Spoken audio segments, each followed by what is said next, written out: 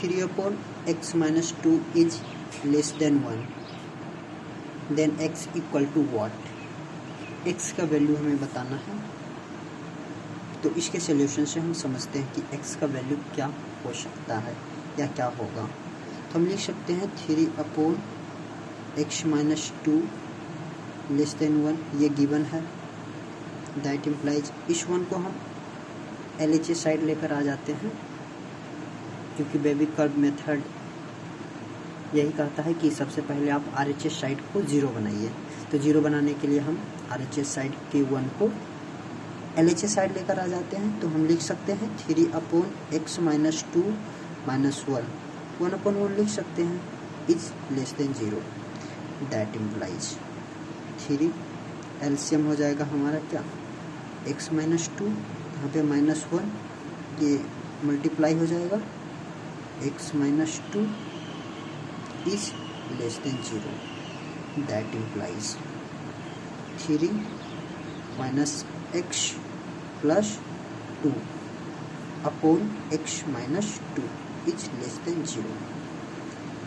-x linear factor में है, लेकिन इसका कोफिशिएंट -1 है, तो x का कोफिशिएंट को हमें पॉजिटिव बनाना होता है। तो सबसे पहले तीन दोनों को जोड़ देते हैं, और x का कोफिशिएंट यदि हम पॉजिटिव करना चाहते हैं तो -1 कॉमन ले लेंगे। देखिए कैसे, ये तो पहले ये दोनों को जोड़ देते हैं, तो यहाँ पे हमारा -x हो जाएगा, है ना। लिख लेते हैं -x प्लस हम लिख सकते हैं 3 + 2 5 upon x-2 is less then 0। Okay, उसके बाद दैट इम्प्लाइज -1 अगर हम कॉमन ले लेते हैं तो लिख सकते हैं x-5 upon x-2 is less then 0। That implies x-5 upon x-2।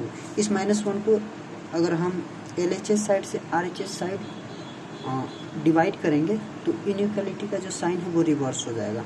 तो लेस देन है वो ग्रेटर देन में आ जाएगा, तो ग्रेटर देन 0 अपॉन हम -1 लिख सकते हैं, क्योंकि हम सब जानते हैं कि किसी भी नेगेटिव कांस्टेंट वैल्यू के साथ यदि मल्टीप्लाई या डिवाइड करते हैं तो इनइक्वालिटी का साइन रिवर्स हो जाता है। तो इस तरह से देखिए, यहाँ पे -1 एक नेगेटिव कांस्टेंट वैल्यू है और मैं डिवाइड किया हूँ तो इनइक्वालिटी का साइन रिवर्स हो गया है। ओके, ओवरऑल रिजल्ट इसका फिर से 0 हो जाएगा। तो इसे हम लिख सकते हैं that implies x-5 upon x-2 is greater than 0। Okay, तो यहाँ से हमारा क्रिटिकल पॉइंट क्या क्या होगा, तो x-5 = 0, तो x = 5 and 2, दो क्रिटिकल पॉइंट है। इन दोनों क्रिटिकल पॉइंट को हम नंबर लाइन पे ड्रा कर लेते हैं। तो ये हमारा नंबर लाइन है 1 2, दोनों में ओपन सर्कल होगा, और सबसे पहले 2 आएगा नंबर लाइन पे, उसके बाद 5 आएगा।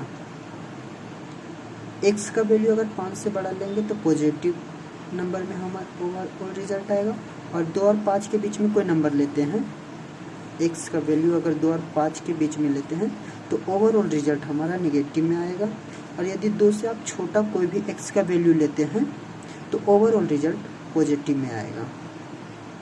हमें रिजल्ट क्या, हमारा ओवरऑल रिजल्ट पॉजिटिव होना चाहिए, तो पॉजिटिव के लिए ये इधर वाला सारा नंबर हो जाएगा, और यहाँ 5 के राइट साइड वाला भी सारा वैल्यू हमारा पॉजिटिव में आएगा।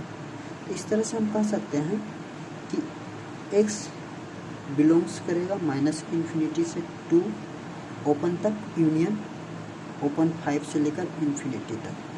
ये हमारा फाइनल आंसर हो जाएगा। धन्यवाद।